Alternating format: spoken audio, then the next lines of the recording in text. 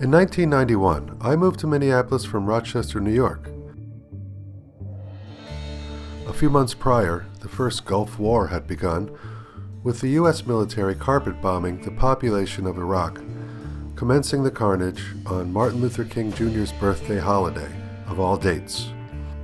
Also in 1991, the Soviet Union collapsed, ending the so-called Eastern Bloc of Russian patronage and support for a string of compliant regimes. One of those nations was Cuba, who saw their $4+ billion subsidized economy disappear almost overnight. 1 year later, it's 1992. I didn't know hardly anything about Cuba, but I had a class consciousness and a sense of social justice. I also happened to be learning Spanish at the time. When the invitation came out from a Minneapolis non-profit organization called Pastors for Peace for participants to join a caravan seeking to bring aid to Cuba and openly defy the blockade and travel ban that was the long-standing U.S. policy toward Cuba, I signed up immediately. My Spanish teacher, Rafael, lent me $500 for the trip. Not only had the Soviet economy collapsed, leaving Cuba with no more subsidies, at the same time, U.S. Senators Jesse Helms and Robert Torricelli tightened the screws with new international sanctions on anyone even doing business with Cuba. All of this led to what the Cubans called the Special Period. Very quickly, there was a huge food shortage and severe rationing, so much so that thousands of Cubans were literally going blind due to lack of vitamin B. Buses and taxis disappeared due to the absence of fuel and parts, leaving Cubans to walk and bike everywhere or drive one of their old American classic cars. The Cubans called it the time of the penguins, because due to lack of deodorant and toilet paper, you almost had to waddle like a penguin in order not to expose the smells possibly emanating from your buttocks and armpits. I didn't know much of this at the time, but I knew that the United States government said that it was illegal for me to go to Cuba, and that meant for the rebel in me that I should indeed go, if I had the chance. And with my beginning Spanish skills and the Pastors for Peace caravan, leaving town and heading south from the Twin Cities, I was on my way. We headed down I-35 and passed through Des Moines, Kansas City, Omaha, and Austin, talking about our mission, talking up the gains of the Cuban Revolution, raising money for donations, and at the same time dispelling the prevailing notion that we were all clergymen, due to our name being Pastors for Peace. The first one we'll be dealing with is the U.S.-Cuba Friendshipment. We are very pleased to have in our town and even in our studio here some guests who have left. Actually, there was a few fathers amongst us, but most of the crew were young activists, old hippies, committed commies, and otherwise curious and open people intent on bringing aid to Cuba and revealing the real truth about Cuba to the U.S. population, as well as attempting to pressure the U.S. government into lifting the embargo. All of the caravanistas gathered in Laredo, Texas, to plan our border crossing.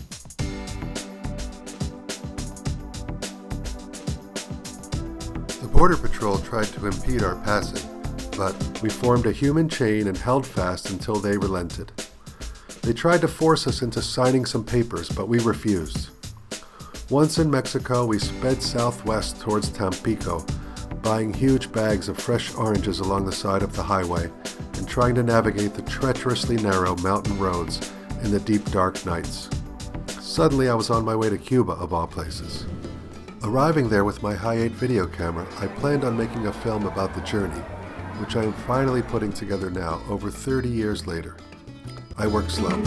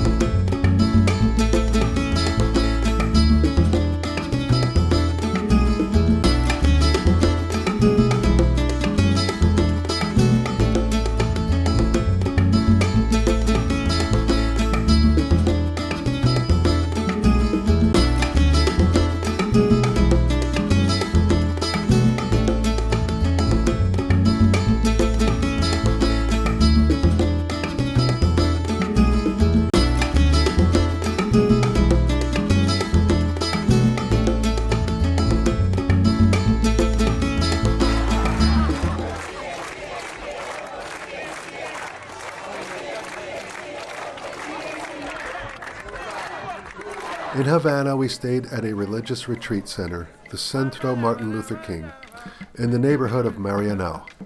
It was run by Raul Suarez, a religious clergyman, member of the Communist Party, and friend of Fidel, who at that time was loosening the reins on some religious activities for Cubans. While being shuttled and feted around Havana, we also got to know the staff of the center. I took out my camera and shared it with some of the kids that were hanging around so that they could film too.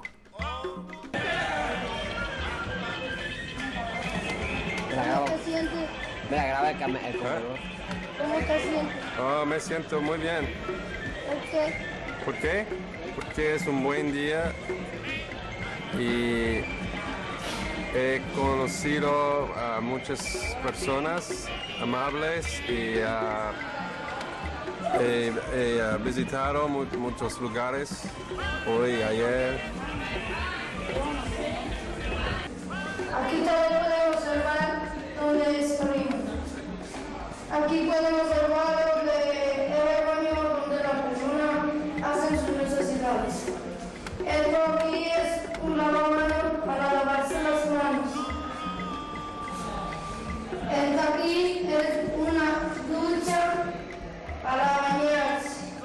Eso es una lámpara para que alumbre, para que puedan bañarse bien, porque si eso es un mono, para que sepan que es el baño de los varones. At this time, I met one of the employees there who would become my lifelong friend and confidant. At first, of course, I didn't know her at all.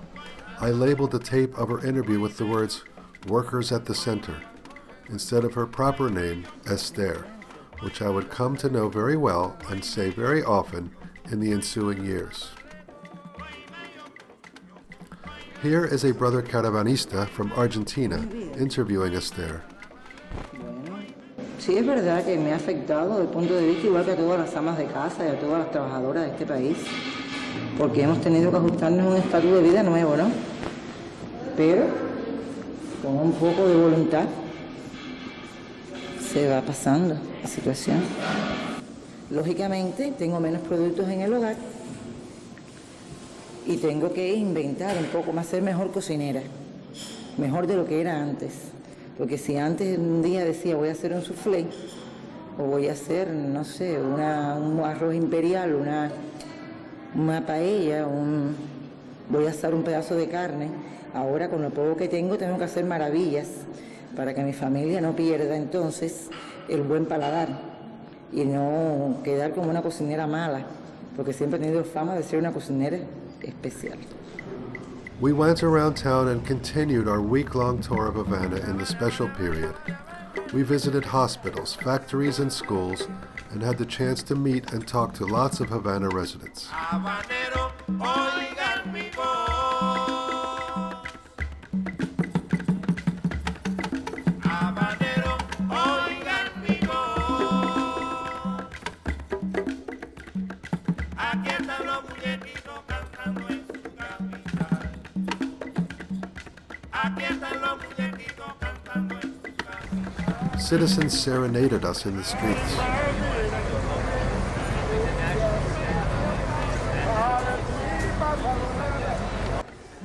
They threw a big party for us at the Hotel Neptuno. And we participated in a forum at the Casa de las Americas, political cultural center, dedicated to discussing the need to end the blockade against Cuba. The peoples of the United States, los pueblos de los Estados Unidos, the peoples of Cuba, el pueblo de Cuba and indeed the peoples of the world y ciertamente los pueblos del mundo would benefit tremendously se van a beneficiar tremendamente by the cooperation con la cooperación of the peoples and the governments of our two countries. de los pueblos y los gobiernos de nuestros países. And on the very last night in Havana, in our dormitory at the Martin Luther King Jr. Center, we were woken up at about 3 a.m. to let us know that a special visitor was on the way. He even wanted to thank one of the pastors for carrying a Bible across the border to bring to Cuba. But, no one denies that there are problems here. But They all just want to be able to work it out themselves without constant pressure and interference from Big Bro. Continuing my Spanish study and my interest in the campaign to end the blockade of Cuba, I returned in 1995. We stayed with Esther and visited other folks as well. Because I am so tall, Esther had a carpenter build an extension on the bed so that I could stretch out and extend my legs while sleeping. I was super embarrassed. I spent New Year's Eve there, which was a lot of fun. It was amazing to me that people with so little money and possessions could enjoy their life as much as they did.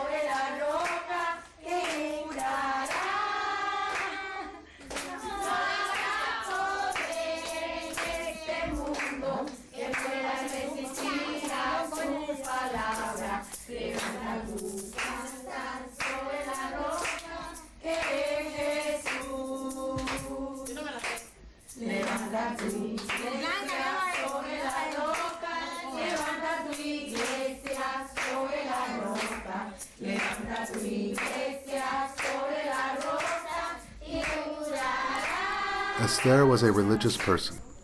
She was a believer, but she was a revolucionaria as well. For her, the objectives of Christianity and the objectives of the Cuban Revolution were one and the same: to uplift the people and bring peace, justice, and prosperity to all. She held religious services in her small apartment for the neighborhood families who were also believers. She spread her love and beliefs to all of those she could reach. Ya no esperamos otro para que lo haga realidad. El Cristo Jesús, y con él el reino de Dios en la historia se ha encarnado. Esa es la razón de nuestro culto. Ese es el fundamento de nuestro canto. Celebremos juntos este encuentro que el Señor del Reino nos está acompañando. I also became buddies with Esther's son Alexander and daughter Mireles. Ale was about 15 at the time, and Mireles was in her early 20s. We hung around the apartment and made meals, planning on where to go during the rest of my visit. Aquí tenemos una cafetera de pedido especial. Hecho con un embudo de no sé de dónde salió, plástico, y entonces con una tela que no me dio tiempo a coserla porque John llegó fuera de hora. Me dijo que venía miércoles y llegó martes, y entonces no me dio tiempo a coser la tela al embudo. Por lo tanto, mira, ya ven, amarrado. Miren qué estética. Esta es la cafetera de casa de Esther en periodo especial. Pero pregúntenle al flaco qué rico es el café. Él no se ha quejado ni una vez de él. Es rico. Yo que soy su representante, aquí en Cuba tengo la responsabilidad de ocupar su tiempo. La gerente. La gerente. Gerente, secretaria ejecutiva.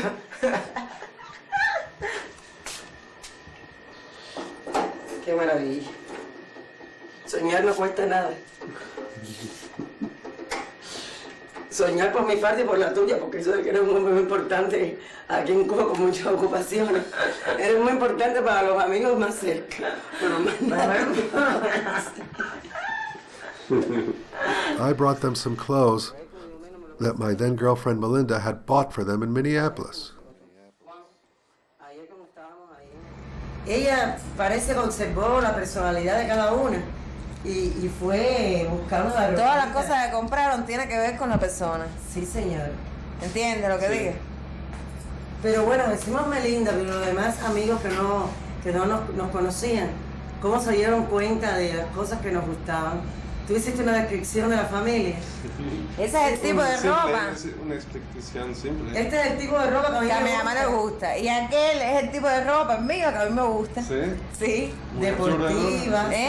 Sí. Yo no me pondría esto, ni mi mamá se pondría lo que yo.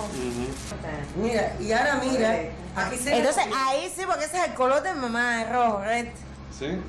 El rojo. A mí no me gusta nada. Amarillo y rojo son mis colores. Oye, qué casualidad. Yo no soporto este color, pero a mi mamá le encanta. We all went around Havana together. We visited Hemingway's house, the beach, and other places, wherever we could get to with the small amount of money I had brought to hire a chauffeur, meaning a neighbor with a car, who might be a doctor or lawyer, but could make more money renting himself out to tourists. A ti te encanta tomar videos locos. Videos locos.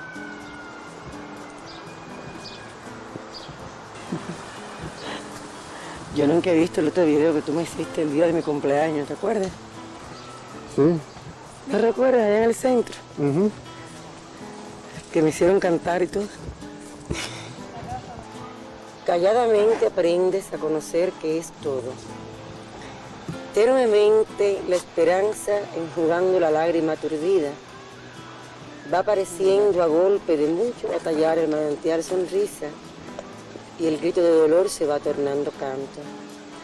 Entonces la experiencia vestida de etiqueta, Gracias, un guiño guiño. elegante, te enlaza, te ofrece el brazo altivo, te enlaza en este lugar.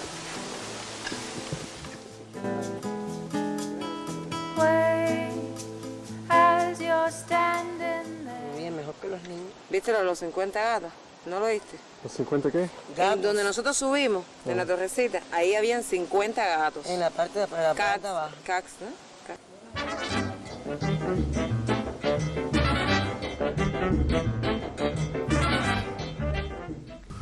We took a trip to a friend's country house to spend a lovely afternoon drinking saoco, rum and coconut water. Here I am reaching for my glass of rum, unfortunately a lifelong habit.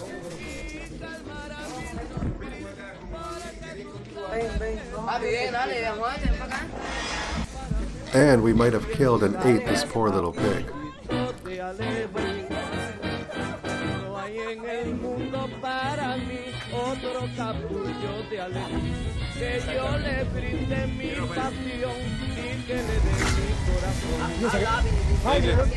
Explica. Cuidado, te cae la cabeza. Ok. Explica qué está haciendo.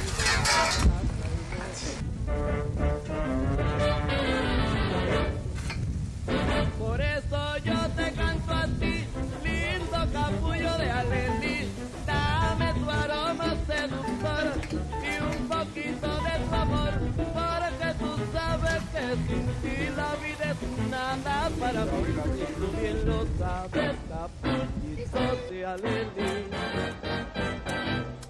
Tú eres para mí, yo soy para ti. Ignacio está abriendo un coco para sacarle el agua, para después tomar con este coco lo pongamos en las matas afuera. Échame agua aquí, un poquito de agua. Cuando ve comida, sí. Para los riñones, para el Espérate, funcionamiento. mica, deja que ella tome, espérate. Hay más ron aquí, deja que ella tome. Y en la shopping, ¿Te gusta? un coco vale 3 fulas.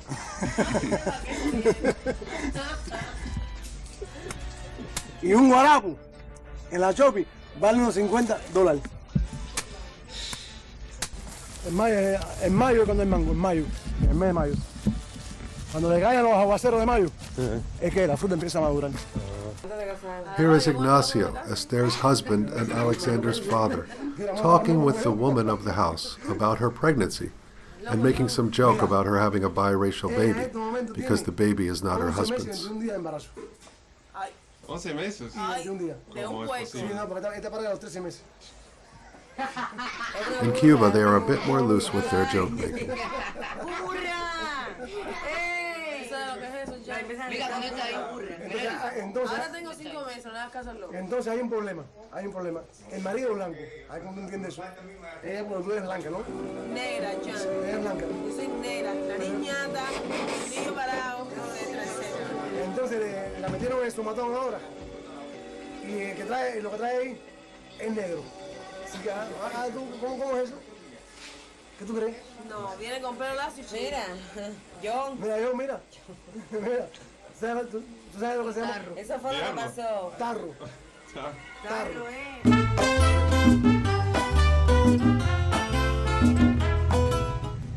After that second trip in 1995, amazing as it seems to me now, I traveled there annually over the next 4 years. I did not have a girlfriend there, as some friends suspected, although I guess I could have. I did not have any business interests. I did not have any grand artistic or political projects in mind that I wanted to accomplish. I just kept going back because I wanted to, because I loved it there and because I had grown deep friendships there. Things were cheaper then. I was single, flights were pretty easy to come by, so I kept going back until Esther died of cancer in 1999. She was confined to a wheelchair by then. I remember on my last journey when I left to return home and she put her head down, knowing that this would be the last time we saw each other. After that, I guess, I stopped going. Apparently so, since I have not returned since. However, I still maintain strong, ongoing relationships with my friends there. Mireles and her family, which includes her husband Ariel and her daughter Amaranta, and my friend Arnaldo Diaz and his family and friends in Santa Clara, with whom I had connected with over independent video maker channels. Today we have Facebook, cell phones, and WhatsApp. I can talk to folks in Cuba over the phone and it sounds like they're right next door. Back in the 1990s, it was almost impossible to reach someone there. The only way was by landline. Each resident did not have a phone then either, so you would have to call the neighbor's house and ask them to go fetch whoever it was that you wanted to talk to. They always did so without hesitation. I am proud to have been a member of the first Friendshipment Caravan. As of now, IFCO, the Interreligious Foundation for Community Organization that started Pastors for Peace, has conducted over 30 trips. These days, they just fly everybody there from Miami under a license from the U.S. Treasury Department. But those of us on the first caravan will always remember driving through the United States to the border at Laredo, standing our ground until the U.S. government let us pass, without asking their permission or filling out any of the required paperwork. Driving through the mountains and valleys of northern Mexico and flying to Havana, where we were greeted as heroes and given the keys to the city.